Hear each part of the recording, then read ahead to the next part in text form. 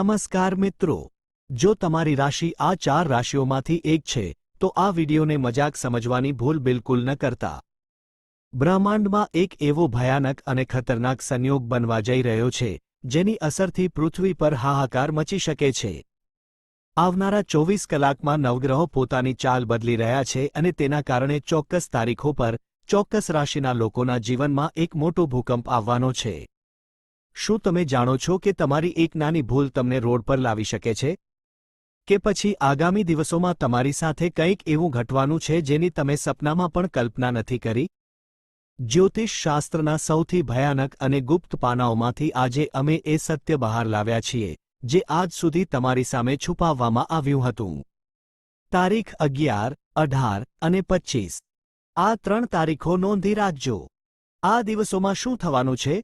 કઈ રાશિના લોકો પર મોતનું સંકટ છે અને કોના ઘરના દરવાજે ખુદ લક્ષ્મીજી આવીને ઊભા રહેવાના છે? જો તમારી રાશિ સિંહ, કુંભ, વૃશ્ચિક કે મેષ છે તો સાવધાન થઈ જાઓ.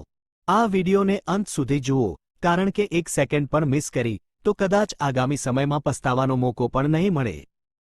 મિત્રો, આકાશમાં જ્યારે પણ રાહુ અને શનિ પોતપોતાની ક્રૂર દ્રષ્ટિ એકબીજા પર નાખે છે ત્યારે સામાન્ય માણસના જીવનમાં તબાહીના મંડાણ થાય છે.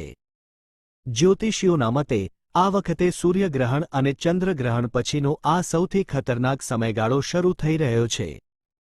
જ્યારે કાળ પુરુષની કુંડળીમાં અષ્ટમ ભાવ સક્રિય થાય છે ત્યારે અકસ્માત, ધનહાનિ અને માનસિક તણાવ ચરમસીમાએ પહોંચી જાય છે.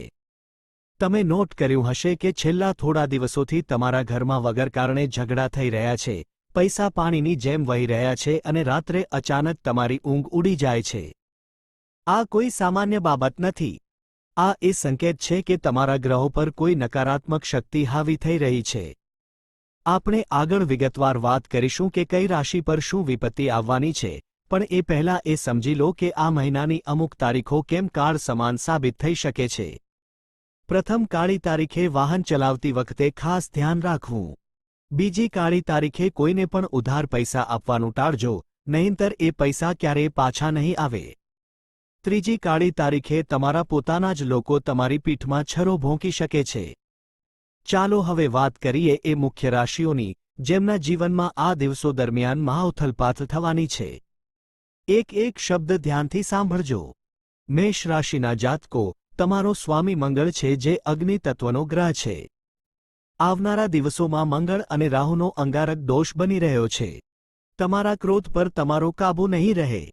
નાની અમથી વાતમાં મોટું મહાભારત સર્જાઈ શકે છે. ધનહાનિના સંકેતો ખૂબ પ્રબળ છે. નોકરી કરતા લોકોની ઓફિસમાં બોસ સાથે લડાઈ થઈ શકે છે, જેના કારણે નોકરી પણ જઈ શકે છે.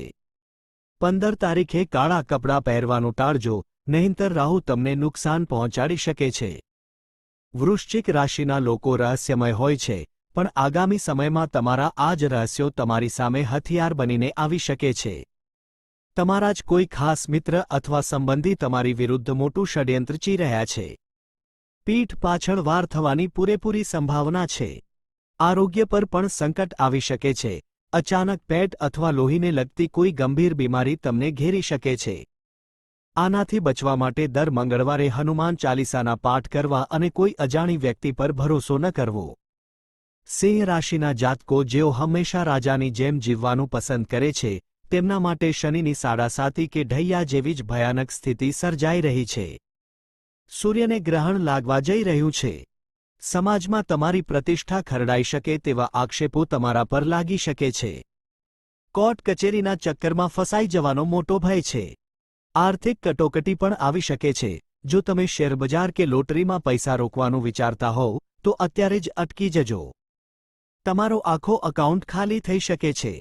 કુંભ રાશિમાં ખુદ શનિદેવ બિરાજમાન છે. શનિદેવ ન્યાયના દેવતા છે, પણ જ્યારે તેઓ રૂઠે છે ત્યારે રાજાને પણ રંગ બનાવી દે છે. તમારી આસપાસ અચાનક નકારાત્મક ઉર્જા વધી જશે.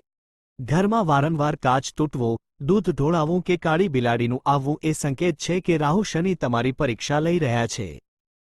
સૌથી મોટી ચેતવણી એ છે કે આ રાશિના લોકોએ આવનારા શનિવારે ભૂલથી પણ લોખંડ કે તેલની ખરીદી ન કરવી, નહીંતર ઘરમાં દરિદ્રતાનો વાસ થઈ જશે.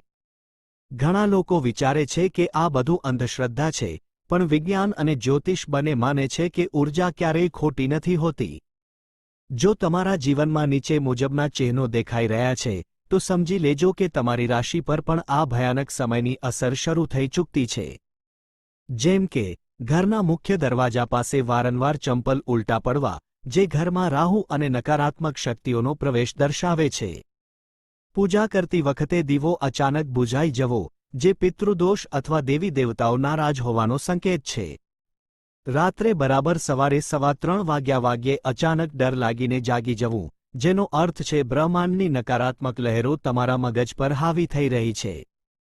વગર કારણે હાથમાંથી પૈસા સરી જવા, જે કિસ્મત બંધ થવાનો અને દરિદ્ર યોગ શરૂ થવાનો સંકેત છે. જો તમને પણ આમાંથી એક પણ સંકેત દેખાયો હોય, તો કમેન્ટમાં અત્યારે જ તમારી રાશિનું નામ લખો, જેથી અમે તમને તેનો ચોક્કસ ઉપાય જણાવી શકીએ. પરંતુ મિત્રો, જેમ સિક્કાની બે બાજુ હોય છે, તેમ આ ભયાનક સમયની વચ્ચે એક એવો પણ દિવસ આવી રહ્યો છે જે અમુક નસીબદાર રાશિઓ માટે કરોડપતિ બનવાનો યોગ લઈને આવશે. તારીખ 20 અને 28 આ બે દિવસો બ્રહ્માંડના સૌથી શુભ દિવસો સાબિત થવાના છે. તુલા, મિથુન અને ધન રાશિના લોકો માટે લોટરી લાગવાના યોગ છે. અટકેલા પૈસા પાછા મળશે. જો તમે નવો ધંધો શરૂ કરવા માંગો છો, તો આ તારીખો તમારા માટે વરદાન સાબિત થશે. વિદેશ જવાની તકો પણ ખુલી શકે છે. હવે સવાલ એ થાય કે આટલી ભયાનક પરિસ્થિતિ અને ગ્રહોના પ્રકોપથી બચવું કેવી રીતે? આપણા ઋષિ મુનિઓએ શાસ્ત્રોમાં એવા અચૂક ઉપાયો બતાવ્યા છે જે કાળને પણ પાછો ઠેલી શકે છે. જો તમે આ સરળ ઉપાયો કરી લીધા, તો ગમે તેટલો મોટો ગ્રહદોષ હશે, તે ચપટીમાં ગાયબ થઈ જશે. એક કાળા કપડામાં 7 કાળા મરીના દાણા, એક લોખંડની ખીલી અને થોડા કાળા તલ બાંધીને શનિવારે રાત્રે કોઈ નિર્જન જગ્યાએ અથવા પીપળાના ઝાડ નીચે દબાવી દો. આવું કરવાથી મોટી અકસ્માત અને ધનહાનિની સમસ્યા કાયમ માટે ટળી જશે. આ ઉપરાંત રોજ સવારે પક્ષીઓને ચણ નાખો. પક્ષીઓને ચણ નાખવાથી રાહુકેતુ શાંત થાય છે. ઘરના મુખ્ય દ્વાર પર સરસવના તેલનો દીવો પ્રગટાવો, જેથી નકારાત્મક ઊર્જા ઘરમાં પ્રવેશી ન શકે, અને રોજ ઓમ શનૈશ્ચરાય નમઃ મંત્રનો જાપ 108 વાર કરો. યાદ રાખજો મિત્રો, સમય ક્યારેય કોઈની રાહ જોતો નથી. ગ્રહોની આ ચાલ તમારા જીવનને રાતોરાત બદલી શકે છે, કાં તો રાજા બનાવી શકે છે અથવા તો કંગાલ. આ વિડીયોમાં બતાવેલી તારીખો અને ચેતવણીઓને સામાન્ય ગણવાની ભૂલ ન કરતા. તમારા પરિવાર અને મિત્રોની રક્ષા માટે આ વિડીયોને અત્યારે જ વોટ્સએપ અને ફેસબુક પર શેર કરો. કારણ કે તમારો એક શેર કદાચ કોઈના જીવનને બરબાદ થતા બચાવી શકે છે. તમારી રાશિ કઈ છે? અને શું તમારી સાથે પણ આવી કોઈ અજીબ ઘટનાઓ ઘટી રહી છે? નીચે કમેન્ટ બોક્સમાં જરૂર જણાવો. અમે દરેક કમેન્ટનો જવાબ આપીને તમને સાચો રસ્તો બતાવીશું. જો ચેનલ પર નવા હોવ તો સબસ્ક્રાઇબ કરવાનું ભૂલતા નહીં અને બેલ આઇકન જરૂર દબાવજો, જેથી આગામી ભયાનક ભવિષ્યવાણી સૌથી પહેલા તમારા સુધી પહોંચે. સાચવજો, સતર્ક રહેજો. જય મહાકાલ.